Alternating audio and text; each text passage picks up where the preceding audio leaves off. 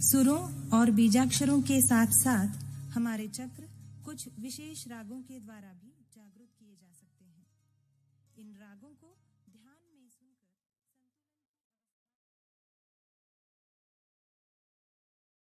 श्याम कल्याण कृपया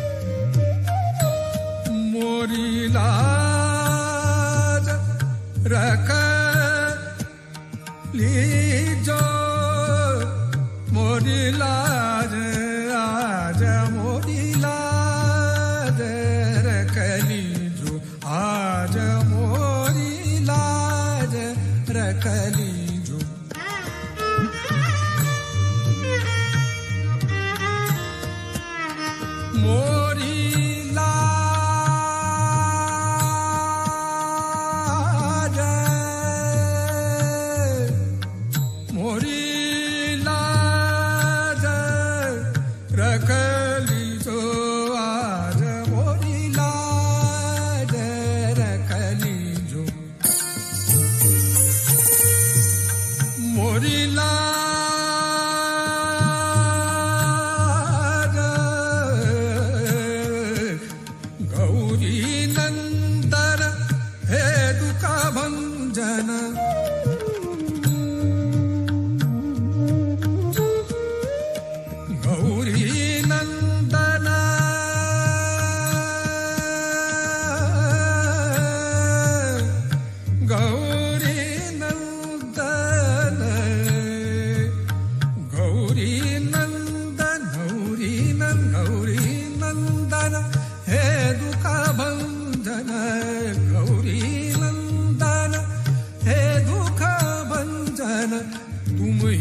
आके धीर बंधाओ, तुम ही आके धीर बंधाओ।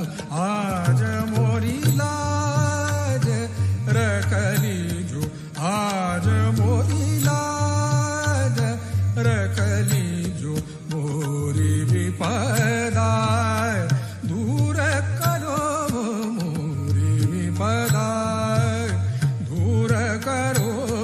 आज मोरी लाज रख लीजो, आज मोरी लाज। ओम त्वमेव साक्षात् श्री गणेश, साक्षात् श्री आदि शक्ति माता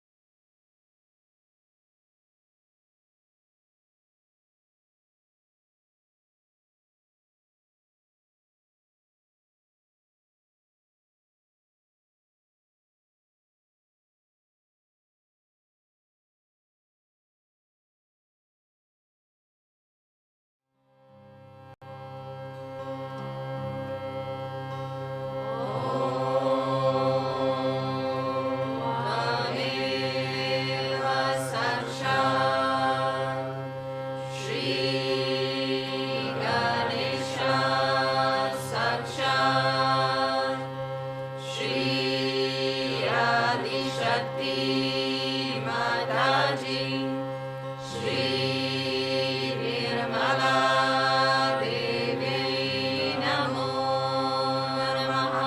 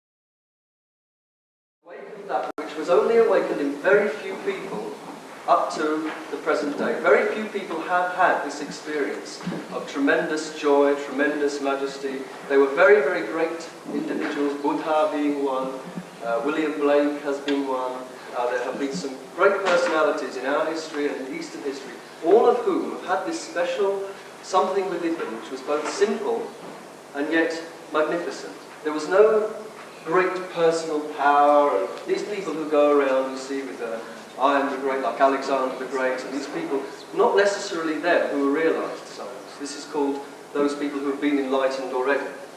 But the people who are simple, humble, great people like Khalil Gibran, William Blake, also Einstein is believed, we can feel, to have had some special something, and of course Christ, not least Christ, who had this special power of calming, of soothing, of making, of comforting, and of awakening within every human being that which is consistent, that which has to be awakened, which is the residual, you could say residual, divine energy in the sacral bone.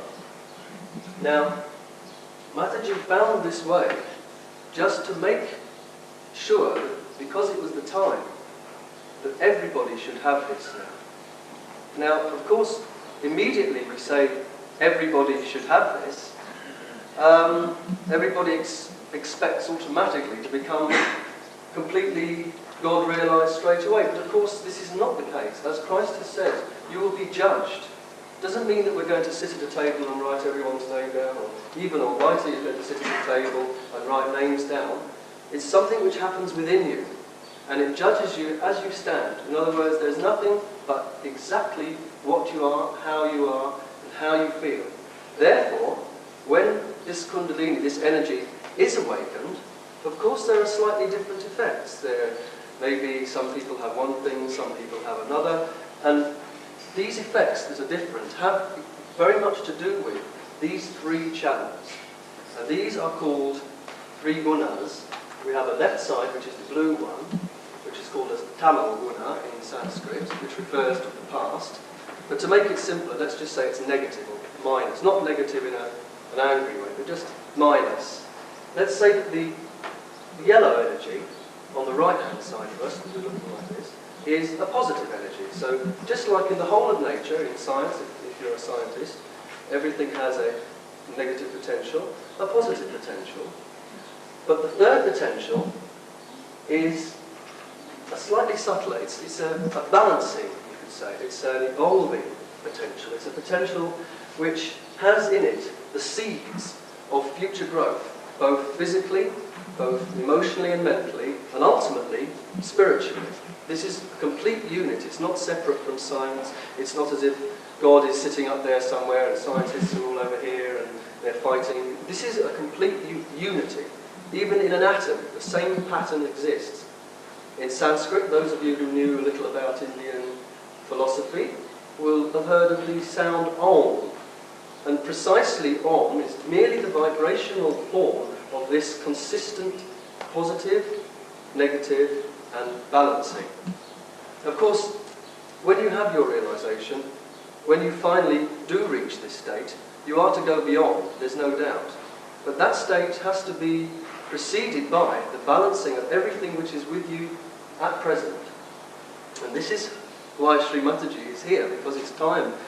Only because so many people are actually looking for that which is within, that which is, of course, free. How can you charge for something that's part of you, that is your own? And so tonight, just to finish now, is to tell you what is basically the form of the evening will take, is that Sri Mataji will talk to you at some time, and please be patient, because after the talk and after you all ask the questions, which no doubt will come into your mind, you will be given a chance to actually feel this energy being awakened by Sri Mataji, and the energy being controlled, or you could say helped, by the Sahaja Yogis, because they have their own powers now. There are some wonderful people who know exactly where is your Kundalini, how that you are feeling, what are your problems. Not they can read your minds, but just because they're sensitive. And you too will feel exactly the same thing once you've had it, depending on what you've had before, where you've been, and what is in your mind.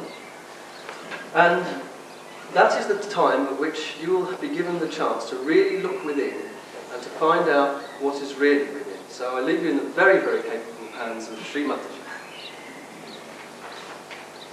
I would suggest that first let them ask the questions today. So I'll keep myself there. If you have any questions, it's better to ask me first so that your mind is at rest.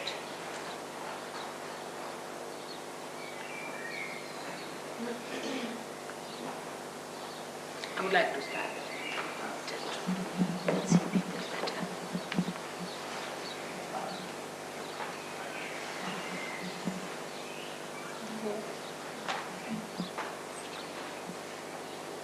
Am I better here or on the ground?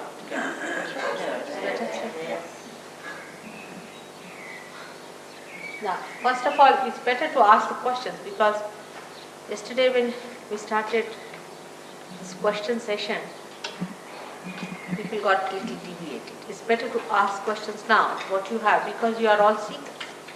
You are all seekers and you have been seekers. So it's best is to ask questions now. So I'll be able to put the answer in between my lecture.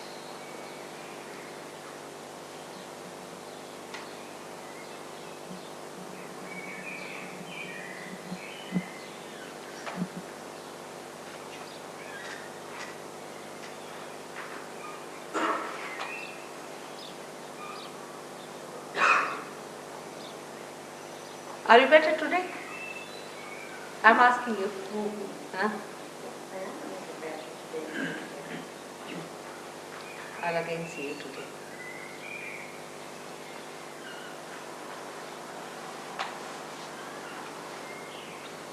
Yeah?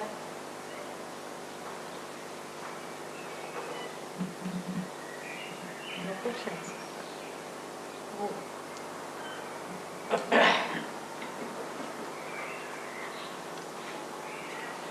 That means Sahaj Yogis have become quite capable of explaining Sahaj Yoga. And I'm very proud of that. When I went to Australia, the newspaper people asked me, "Mother, are all your disciples scholars?" I said, "No, they are very common people. They have to be very common and normal people." And they said, "The way they know things, surprisingly, we feel they are all scholars." I said, "All scholarship is within yourself. All the knowledge is within yourself. If you only can get light there, you can see all that knowledge is within you. You don't have to go anywhere for your knowledge. It's all inside. Everything is built in. You are built in so beautifully to become your spirit that I don't have to do much about it. It just works out. Only thing is that one has to know what we should expect. To be the spirit, what should be our expectation? And that also logically you must understand. It should be a logical conclusion. Not just because I say something, because you have become a member of some group, because you have paid money somewhere. It's not that. Reality is what it is. And logically it has to be reality. The other day I told you about the left side, about the past, about the subconscious, about the collective subconscious and the problems of the subconscious and the conditionings we get from material things, from matter. Matter is always trying to overpower the spirit. And this matter is overpowering us because we come from matter to begin with. But how does the spirit come out of it? What happens that we become the spirit? People have talked about self-realization. So many people have talked about second birth. Everyone has said that you have to be born again. There are many people who go about saying, "I am twice born," self-certified. You can find all kinds of people in this world who are knowing that something has to happen, some breakthrough has to take place, something we have to see. Imagine at the time of Christ, there were not so many people who were sick. Nobody could talk to the disciples also much. They were just ordinary fishermen. very simple people. But today is the time when you find so many of seekers all over the world. Seeking what? What are you seeking? The seeking is of your spirit. Now this is also a very vague term to say you are seeking your spirit. Now what is this spirit supposed to be? And why should we seek this spirit? In our evolution, we are human beings. Our awareness is that of human beings. And this awareness of human beings is not the ultimate. If it was, we would not have been seeking. It's not the end of it. We have to reach at a point where something more has to happen. Now, how do we approach the subject logically? In our evolution, what has happened to us? We were animals, from there we became human beings. What is so special about human beings compared to animals? In the awareness of man, there is a new dimension. For example, you can take a horse through a dirty lane, he doesn't feel anything, the dirt or filth or beauty, colors, nothing. Makes no difference. But if you take a human being through a dirty lane or a dirty house, immediately he understands, he doesn't like it. So what has come into us is nothing but in our awareness, a new dimension compared to animals. Or we can say in very scientific way is that in our central nervous system,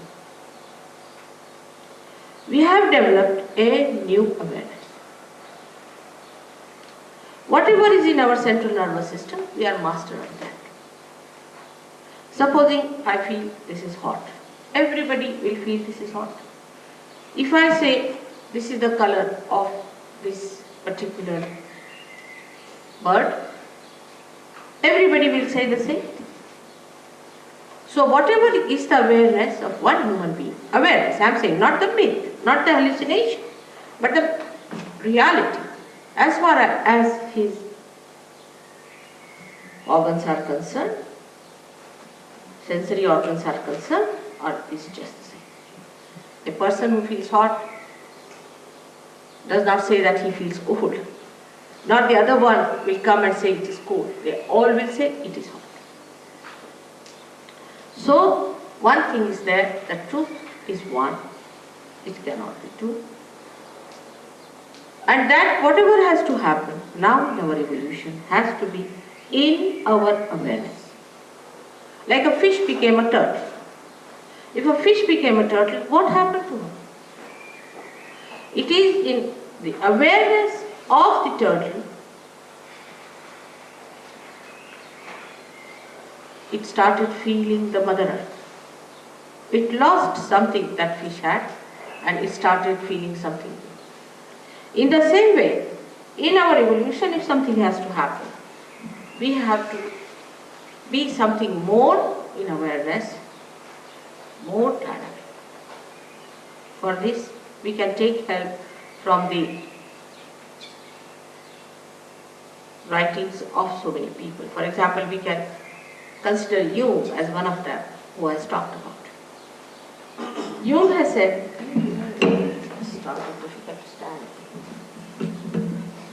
Jung has said that when the breakthrough will take place, the human beings will become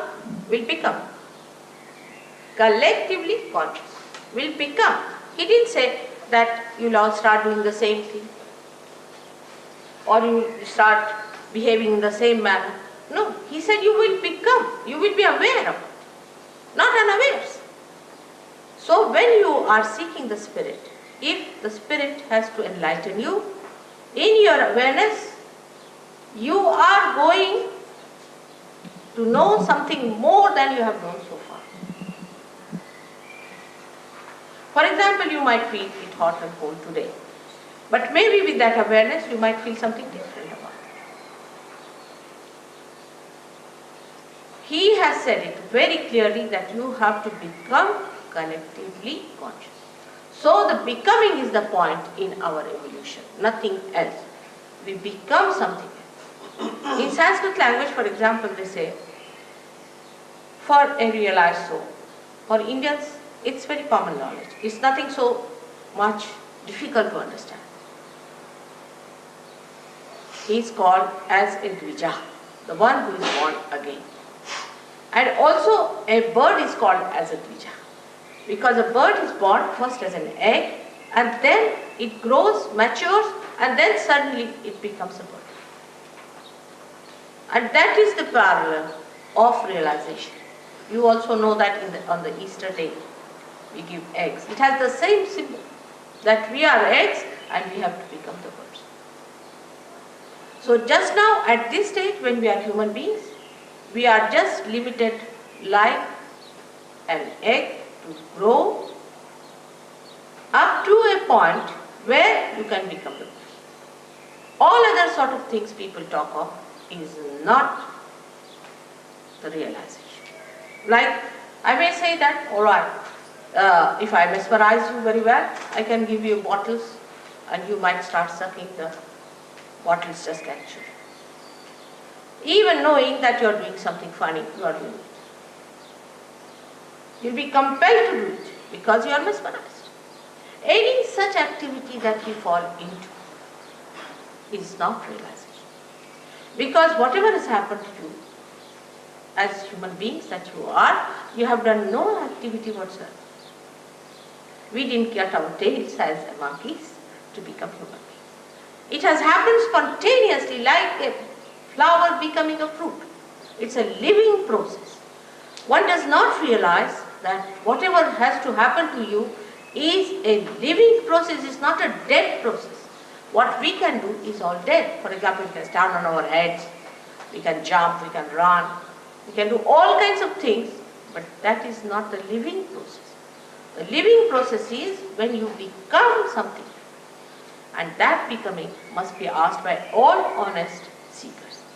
If you are not honest, then it's difficult.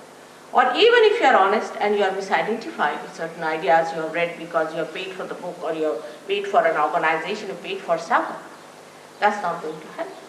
What we have to see, what we become. And that's what yesterday I told, that you become the master.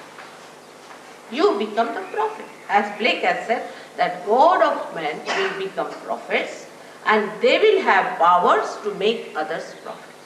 So to be very honest with yourself, you should say, have I become a prophet? And can I make others prophets? This is a very simple way of looking at our realization, and this is what you are capable of. That you become the prophet, because everything is within you. The whole machinery is within you. You are like a computer. You are just to be put to the mains if you start working. You have to just become that. And if you do not become that, then all other things, forming an organization and any such thing is of no use, is of no value, is all, I can say, misguidance. What have you got yourself? Supposing, if Ray has to say something, oh, mother saw a light and this happened and that happened, she has these powers, those powers, it's all useless. What is it to you? I may be the king of anything, so what does it matter to you? What has become of you is the important thing, and for that becoming, if I say there is everything placed within you, I have to prove it, that's all. This knowledge is not unknown to us, actually. It's all being described from the time of Moses, like he says the tree of fire. Now what is the tree of fire? Nobody knows. They just say there was tree of fire. But if you see the Kundalini completely enlightened, if you can see, it really looks like a tree of fire. And then it is said also in the Bible that I will appear before you like tongues of flames. Now what is that? No one explains, nobody knows. These tongues of flames are nothing but these centers, when they are enlightened, you see them just like tongues of flames. But you need not see them, Because when you are outside the pavilion, you can see the pavilion. When you are inside, you don't see, you just see the hall. And that is why one should understand that it is not what we think should happen, but it is what will happen actually we should accept. So first we should get rid of our misidentifications with our ideas. That this will happen, that will happen, and this should happen, I should see a light, I should fly in the air. There are many people who are paying money to fly in the air. I mean, it's absurd. Why do you want to fly in the air? I don't understand. They are paying much more money than they can for that than they would have to pay to go around the whole world. I really tell you, by plane if you travel, it won't be so expensive as you are paying for this flying business, this flying squad business. And what is that? We have to understand. What is that? When we go for this flying, what are we getting into? And this method of mesmerism is so subtle that you cannot understand. You just go on it. Like the same flying squad business, we had a gentleman who was the director of the academy, down with epilepsy, his wife down with epilepsy, the child down with epilepsy. And they all came down to me, they lost their houses, they lost everything, penniless. This is what has happened to the flying of the whole Jew. Now, one must realize that you cannot pay for your evolution. You cannot pay. It's very simple to understand. As I told you yesterday, that if you pay to this flower, will it become a fruit? It's a living process for which we cannot pay. It doesn't understand money. Living processes do not understand money. I have not known any human being, supposing he is suffering from indigestion, he puts some money there saying that now I pay you my stomach, now will you digest my food. Do we do that? In the same way, it is the highest of highest living processes for which you cannot pay. It's a very subtle thing to understand for human beings, because they believe that for everything one has to pay, otherwise it doesn't work out. You see, you go to a machine, you want to have a good, say, machine, you must pay, which works. You see, it doesn't work, you can have free. But the one that works, we have to pay. Any motor car is free means it's all a junk. You can't have it. You will have to pay to take it to the junk shop. So it is always in the minds of human beings that one has to pay. And this is very wrong, that you cannot pay. I am talking of the processes which are beyond human. The human beings are not doing it. For example, we cannot transform a flower into fruit. The living process itself is beyond human reach. But when you become a superhuman, you can handle it. And this should happen to you. If it does not happen to you, all the rest of the things are wrong. I am telling you with great concern, because the people who are in the market, who are selling goods, are doing it very well. They know how to entice you, they know how to put ideas through you, how to give you misidentifications, and you just get identified with them till they completely drop out. And then you are left high and dry. You say, oh God, what has happened? One thing is there, that your spirit is not lost. It is there. Despite whatever the mistakes, whatever may be the seeking, but the spirit resides within you despite everything till you live. And this spirit is to be brought into your conscious mind, means into your central nervous system. You should feel the powers of the spirit in your being. This is what is Sahaja is. Sahaja, as he must have told you, means born with you. Now yesterday I told you about the left side, which is the power of desire, and through this power we have our all conditionings and all the receptions from the matter, materialistic things, and also what you can say, we collect all our past, and the past then extend up to the collective subconscious. I also told you yesterday that cancer is a disease caused by the left side extreme behavior of people. Those who go to the extreme behavior on the left side get the disease called cancer, and it can be cured if you can bring such an extreme case in the center. It can be cured, no doubt about it. Now the second side is the right side, which today I have told that I will tell you about. The gentleman is not here who asked so many questions. Is he here? He was just busy asking questions, that's all yesterday. He's not interested in speaking, I think. Alright, now the second side, on the right hand side, is the power by which we act. First we desire and then we act. Now this power, right side power, is expressed within us as right sympathetic nervous system. Science has come from the same. Science is in the gross, these are all subtle things that are within us.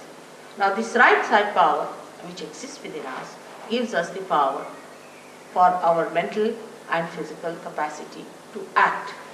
Now this action takes place when we desire something, we want to implement that desire, then we go into action. One has to understand what sort of a power is this. This power is called as prana shakti in Sanskrit, prana. And the another one, the left one, as mana shakti, is the power of the emotions, or can say of the mind. But you see, English language is not so clear-cut about it. So I would say mana shakti and a prana shakti. These are the two powers that exist within us, and we start using them as left and right, we can say like a brake and an accelerator, and then we become the master of driving. But while becoming that, we make mistakes. The human mind has a speciality to go to extremes. Supposing I tell somebody, now you have to meditate. They'll meditate for 5 hours. There is no need to meditate for 5 hours or anything. But if you tell them that you have to stand on your head, they'll do it for 10 hours. So there is no need to go to extremes. We have to be just in the center, be kind to our body, be kind to ourselves. There's nothing to be frantic about. There's nothing to be so much exasperated about it. It's just very simple thing that has to happen to you. For example, think of a seed which is sown in a very loud music, or say a place where everybody is rushing, shouting, screaming. What will happen? That seed will never sprout. If it is in a peaceful place, is a properly placed one, or not in a tilted pot, then it will definitely develop into a beautiful tree or a beautiful shrub, whatever it has to develop into. In the same way, if we are too much on the extremes, we go to the left and to the right. Now going to the left, I told you yesterday what happens, that all these things like hypnosis and ESPs and most of these gurus try these tricks, you see, like they just make you hypnotized and people become absolutely mad over the guru. Oh, he's our guru, and they behave just like absolutely people without any brains. So I feel nice with it. The reason is that you feel there's a sort of a sense of security built in this gentleman, and if I'm following him, see, he's going to heaven and I'm going with him to heaven. It doesn't happen like that. You have to individually go into heaven yourself, and you have to become your own guru, and you have to know everything about it. It's not that anybody can put a trailer behind and put some people into it and say, now come along, I'm going to heaven. Most of these people are really going to hell, and you will follow them very fast. So it is never so, believe me, that anybody who says that following a certain guru will go to heaven is absolutely wrong. You must follow in the principle, and every guru who is a real guru will always tell you that you have to become something. He will never just say, all right, you've given me the money, all right, you are the member, now you are my child, now you are my disciple, and I give you my love. Let's have love. Where is the love? And give more money, give me Rolls Royces, give me this, give me that. And like mad, we are doing it thinking that we can exchange this. Now, as we are seekers, we have every right to find our spirits. And we are not to be deluded by any such tricks and pranks of these people, or I would say very sinister methods that they are employing. Not only to deceive you for money. I don't mind there are smugglers, let them have money what they want to have. But they spoil your chances of realization, which you do not realize. And once they are spoiled, it's very difficult to give a realization. And if you do not really positively work it out, it's going to be an impossible situation. I've seen people who have suffered on account of this. Now this action within us acts for our mental and physical capacities on the right hand side. Like we think of the future. Now we're planning, we start. It's planning. Now we must do this tomorrow or day after tomorrow. We have to do it and we start sitting. Now I'll go there and I'll find this and then I'll take a ticket and then I'll go there. I mean, our mind is working for the future. So much so we become absolutely futuristic. To such an extent sometimes I've met people who are futuristic, they even forget their own names. Can you believe it? I mean, they don't even remember their father's name, that's all right, but even their own names they forget. I mean, they are like mad because they don't remember their own names and they don't know where are they, what are they doing. I have met people of that kind who are really sick people because they have become so futuristic now that they do not know anything about their past. Now, this futuristic behavior starts in a society where people always think of the future. What will I do? What am I to do tomorrow? What am I to achieve tomorrow? And all these things when they start doing, their attention goes to the right extreme. Now in this place we are very dangerously placed when we start looking for the future. And the future seeing is a imaginary stuff, is absolutely imaginary. Because what you think of the future doesn't exist. What exists is the present.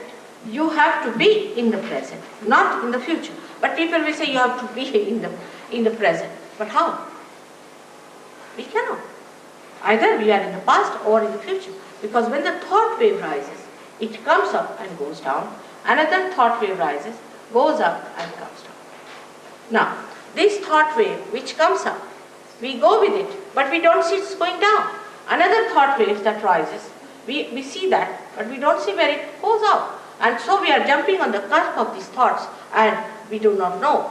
Perhaps we are in the past or perhaps in the future. But in the center of these two thoughts, there is the present. And we don't know how to take our attention there, which is a very difficult thing. And just to say that you should be in the center is not possible. All these things, you should do this, you should do that, is not going to work out unless and until there is light. For example, there is no light in this room and you say walk straight. You cannot walk because you can't see where is the passage, how to walk. Even if you order do whatever you please, you cannot just walk straight without touching any of these chairs because there is no light, you can't see.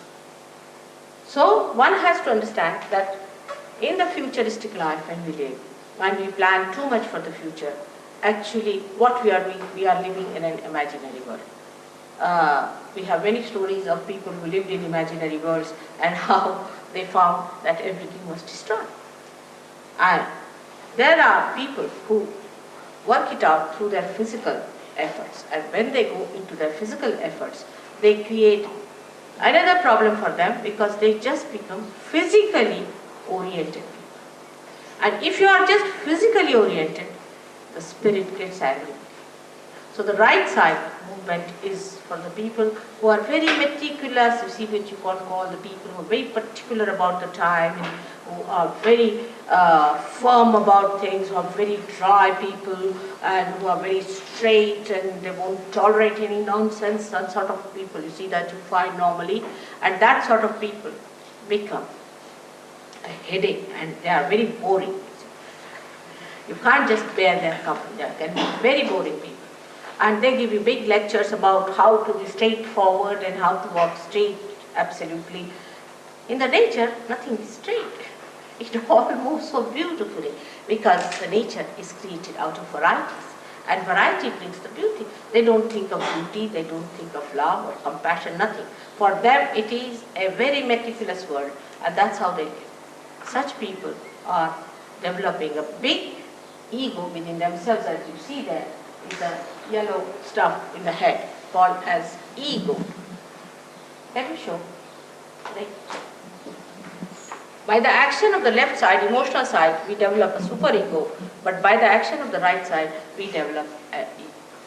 Now this ego is not easy to be seen, because if you have a superego, You have pains in the body, you are a miserable person, you have wrinkles on the face, and you look absolutely worn out. But if you have ego, then you look so dynamic. We can say that Hitler was the extreme of this ego business. And he got into his head that he is some sort of a God incarnation, and that he has to save the people, and he was the one who knows about races and everything, and he is supposed to save some race. This kind of idea comes from these people who are right-sided. They are very aggressive. They may be very good to talk to. They may be very humble to look at. Could be very good businessmen. Could be anything. But they do not know that they have this Mr. Ego coming up on their heads just like a big balloon, and they are floating in the air. The end of ego is stupidity. You'll be surprised. The end of ego is stupidity. Such people indulge into all kinds of stupid things, and they say, what's wrong? For example, I've known old people behaving in so stupid ways, and they say, what's wrong? You know, an old man, say, of 90 years, who can't even walk without a stake, stakes to these dances you do, and then he falls down, you see, and he thinks, what's wrong? Like a lady I knew, she was about 85, she died from a horse falling down. Naturally, what else do you expect at 85? That's what is evident. For a lady of 85, she should settle down at home, look after her grandchildren. Maybe she might be having great-grandchildren, you see. Instead of that, why does she want to be 25-year-old lady to climb on a horse? So all such stupid things they do, and then they will say, what's wrong? There's nothing wrong in stupidity, what's wrong? But such people are a nuisance to the society, to others. The people who are superego are troublesome to themselves, but those are egoistical are troublesome to others. They are all the time correcting others, torturing others, putting their ideas onto other people, and such people can be very, very successful, because nothing succeeds like success. They go on hammering things into the heads of people, saying, now this is true, and when you go on saying it, you should suddenly believe, yes, must be true. And such people are much more dangerous, I would say, from the superego type. But for people who do not know the tricks of the superego, they can be very, very, very dangerous, because they are very subtle. You cannot see them. They mesmerize, and they can possess you, and they can be very sly, and they can work out all sorts of methods which you are not aware of. So it is not easy to choose which is better, which is not better. Both things are wrong to go to extremes on the right or to the left. Now let's see what happens physically. As I told about the cancer on the left-hand side that we do, physically what happens to people who are futurist? We have a center, especially for futuristic behavior, called as Swadhisthana Chakra, which is in the gross manifesting the plexus called the aortic plexus within us. Now this Swadhisthana Chakra is very important for human beings, especially for people who are developed people. With this chakra, actually, we convert the fat of the stomach for the use of the brain. Now this is the center of the Surya, of the sun. Now when we start thinking, these cells are converted in such a way that they become useful to the brain. Now, if you are thinking all the time you are thinking, then what will happen? I mean, the horns are not going to grow out of that. You are consuming all that. And when you are consuming all those cells, you have to have replacement. And for that replacement, this Swadhisthana Chakra has to work very hard to convert the cells for the use of your brain. Now, when it is doing that, there are other things which this Swadhisthana Chakra has to look after. For example, your liver, your pancreas, your spleen, your kidneys, all are to be looked after by this center, and also uterus for the ladies. Now, when there's only one work is given to this Swadhisthana Chakra, and it cannot do any other work, then other things are neglected, so you develop a terrible disease called liver trouble. Now, liver trouble is another thing that you do not feel yourself. Others know that you are liverish, the way you are hot-tempered, the way you are fussy, the way you always snarl at people, and the way you are never satisfied with anything, the way you criticize others, all this is liverish. And such liverish people are never happy with themselves, because liver looks after their attention. And those who have liver problems, their attention is horrid. That goes like this. See, you cannot keep your attention straight. On the street you will walk straight into a car because you are looking at something which you are not supposed to look. But all the time you are looking at like this, you cannot walk. I mean, you won't find any animal like that who walks like this, but only human beings do it. If you see them on the street, you'll be amazed, where are they walking?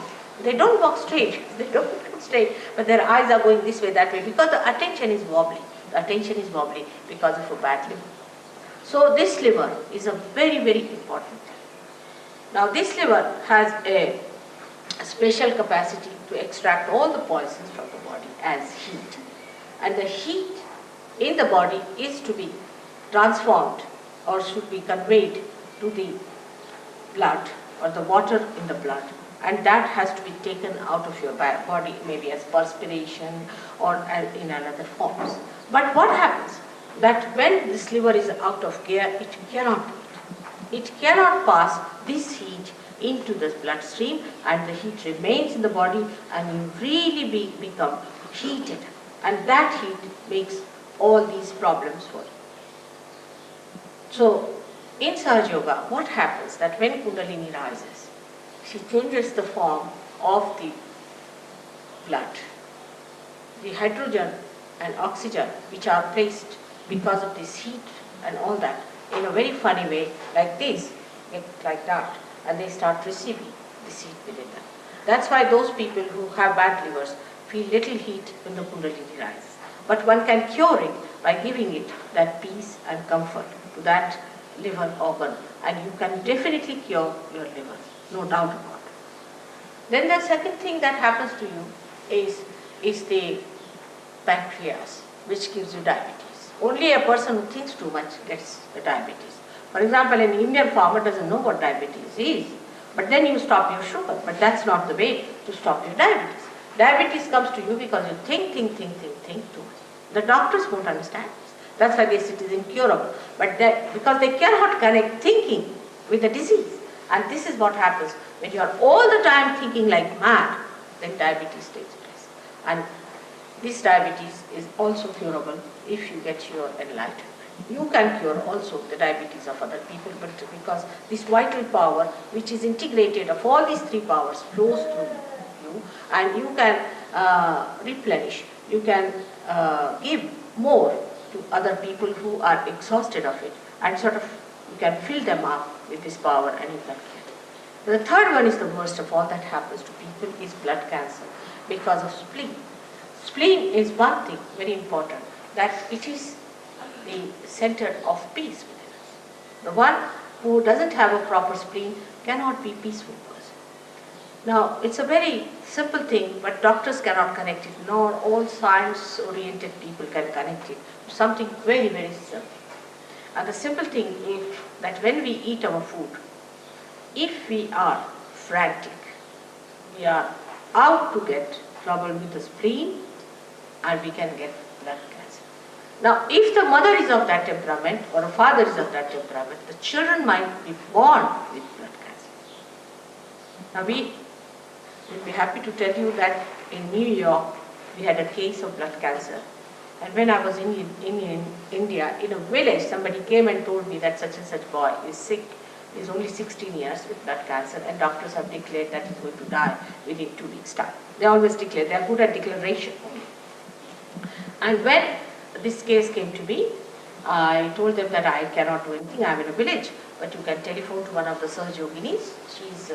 She was in England, now she's in New York, and she will look after this case. You'll be amazed that the boy was cured completely. He came out of the hospital, came to see me, and now he's gone back to his studies. I mean, like this we have cured many cases of blood cancer. But here we are not to cure people by any or healing anyone. That's not our job. It happens spontaneously as a byproduct of the Kundalini awakening. Main thing is we have to make you doctors. We have to make you knowledgeable people. We have to make you collectively conscious human beings who have to enter into the kingdom of God to reside there in His peace, bliss and joy. Now this trouble of also of kidney, of high blood pressure, all that is due to this. People worry, they are frantic, you see, and this franticness comes to us just as a matter of habit. I have known people, as soon as you say, oh, you have to go by aeroplane or somewhere, suddenly the aeroplane word triggers that frantic, oh, they get mad. They don't know what they are up to. They will forget their passport, they will forget their luggage, they forget this, that, frantic. At the airport if you go, you'll find this left nabi, as we call it, this center is, the spleen goes frantic. Now, when you eat your food or do any such work, there is an emergency created and more blood is needed to digest that food. So this spleen, poor thing, works very hard to create that extra amount of blood cells. But at the time you are eating, you are also reading a newspaper. That's the worst thing one should do in the morning. Horrible. You read the newspaper, you are eating the food, the spleen goes off because another emergency comes up. Then you get onto your bicycle, eat a sandwich in the hand, is even worse than that. And you are rushing to your work, suddenly you find a big jam on the way, then you are even very badly placed with the situation and you get so frantic and you don't understand. And the person who is in front of you goes on saying, oh, what's wrong with this fellow? Why can't he drive fast? And the same fellow is saying something exactly the same to the another fellow who is going ahead. So this mad race is on, this rat race is on, and if you are eating your food in such a hurry and in such franticness, you develop this trouble which is very dangerous, called as blood cancer, and among young people is very common. Now, the last and not the least is the trouble of the heart.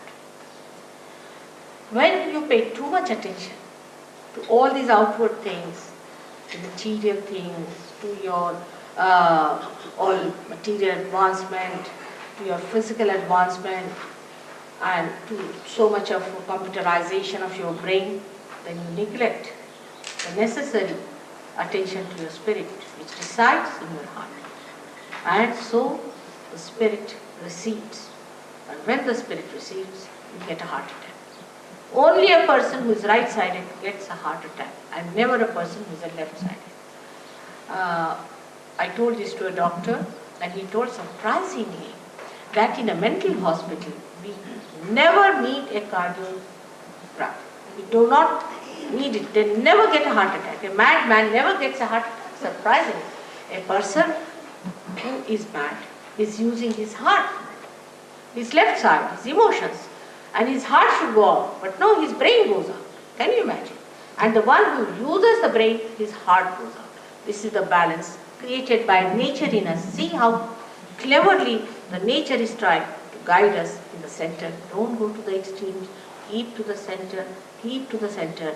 And then when you are absolutely in the center, then you get your evolution very quickly. So this is the right side that we have, the futuristic side, and as you know, we are all very futuristic by temperament.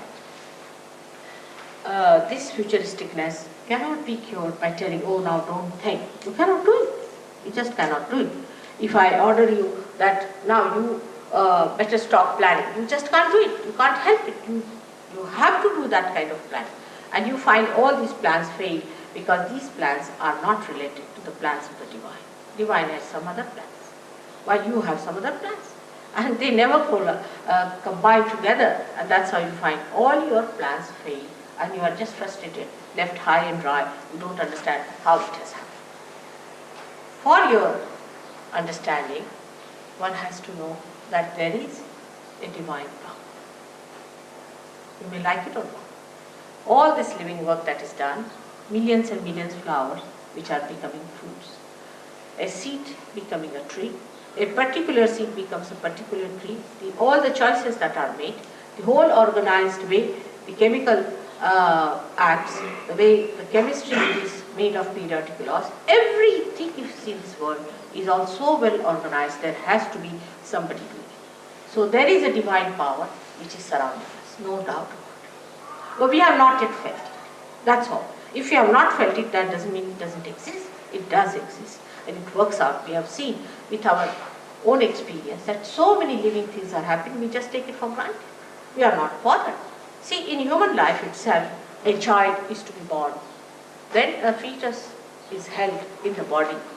Normally, the law of medical science is this, that anything foreign, if it enters into the body, is thrown out immediately. All the forces are built up to throw it out.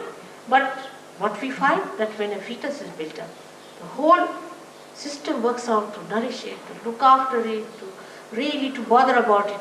Very carefully, the water is created around it so that it is not disturbed, and every sort of a care is taken by the body to look after the fetus, and when the fetus is ready, it is thrown out. Who does that?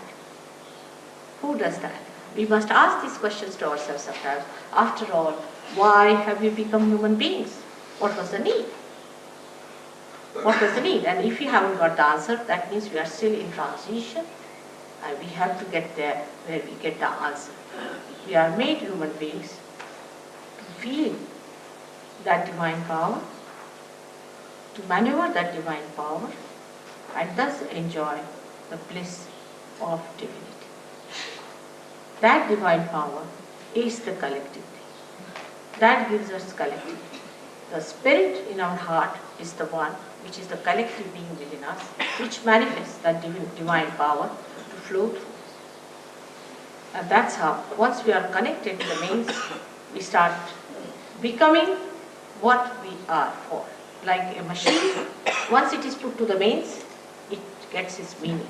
But this machine, though it is put to the mains, is not aware of the electricity, about my voice, anything. But a human being, when he gets connected with the mains, when he becomes aware, and this is what you must see.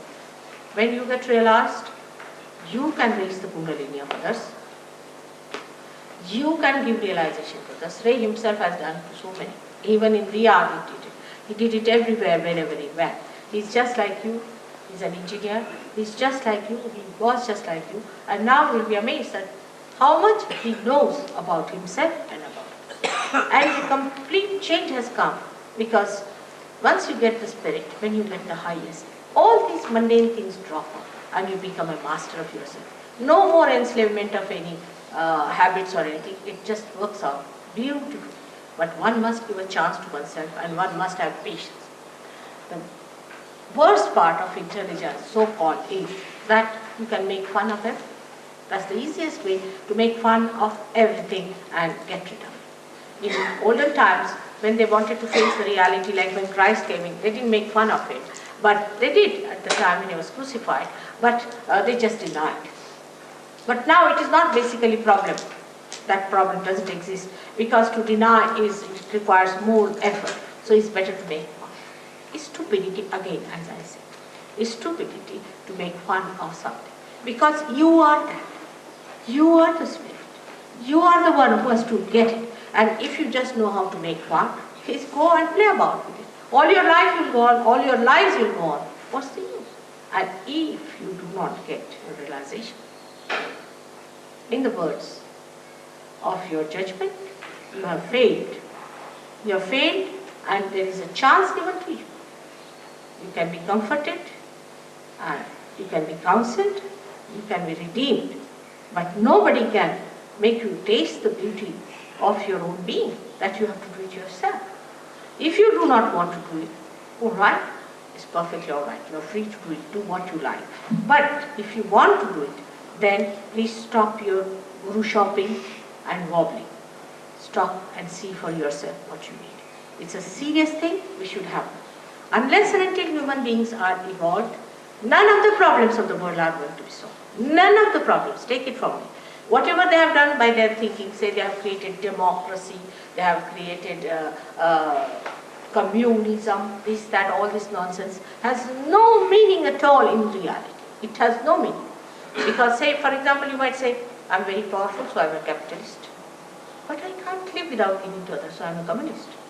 I am a complete capitalist and a complete communist. Everything exists within me.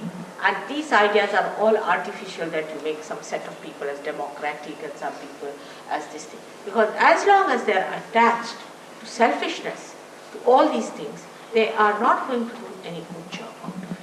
Now, the detachment takes place because you become one with the spirit, which is not attached, which gives you that light, that detachment, from where you can see the whole thing just as a drama going on, and you work it out very well. You become so dynamic that you are amazed at your own dynamism. Apart from that, one has to realize if there is a power which is an all-pervading power, that power itself thinks, organizes, and looks after it.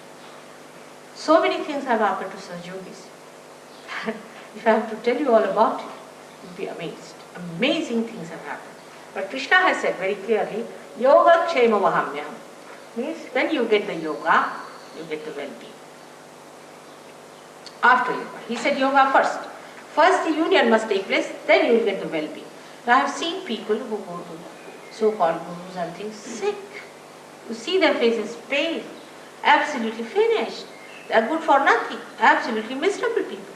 And how such people would be in yoga? Not only physically, mentally they are at peace. They are full of compassion and love. And the compassion that doesn't talk but just flows. It flows. It emits. You can give your compassion even to flowers.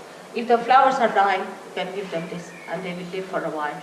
If there are, say, trees which are dying, if you give them, they will prosper. If you give it to animals, they will be different. Because first time, after getting this power only, you are giving back something to the nature. So far you have been always taking from the nature. Now it is the first time you start giving something to the nature. Because the compassion just flows. It doesn't receive it, it just goes to others. And this should happen to you. Don't be satisfied with cheap things, with something nonsensical, which is something sort of a mimicry or a mass ideas. I'm talking of collectivity, where every individual is aware. It's not a mass activity, it is collectivity. May God bless you. I hope today many will get realization and become one with their spirits and will feel their collectivity. That's only my hope is. Brighton I place very high up in England, and I always said England is the heart of the universe. It's very important that it is the heart, no doubt, and that's why Blake has said that it has to become Jerusalem. There's a lot of truth in what he has said. Lots of things he has said about Sahaja Yoga is absolutely true, but the heart is sluggish, heart is sleepy, is a sign. Like I say, that Europe is a liver and it is drinking.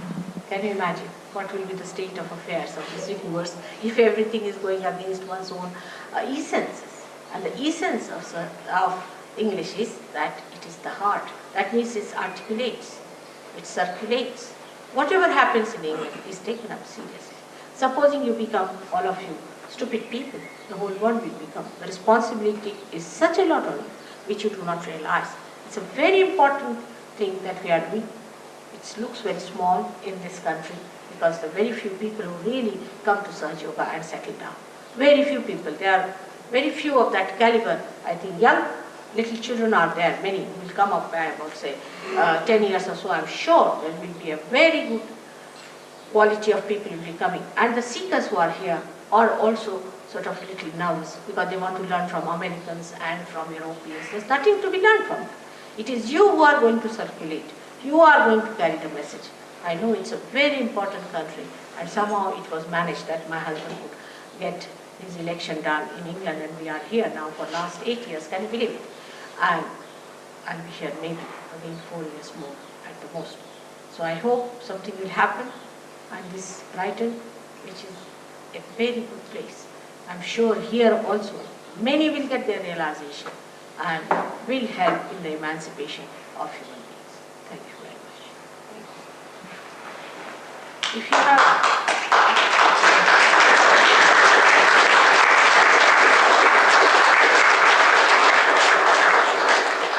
If you have any questions, you must ask me. In all frankness, I must tell you, I'm your mother. I never feel offended. You ask me a question, it's important, because actually I have no question. You have to ask me. I have no question at all.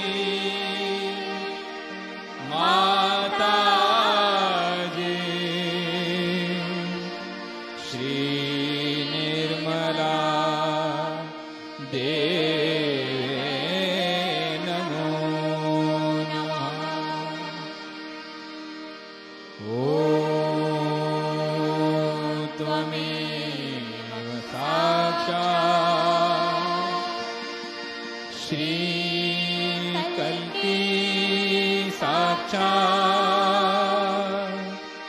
Shri Adishakti माता जी श्री निर्मला देवे नमो नमः। ॐ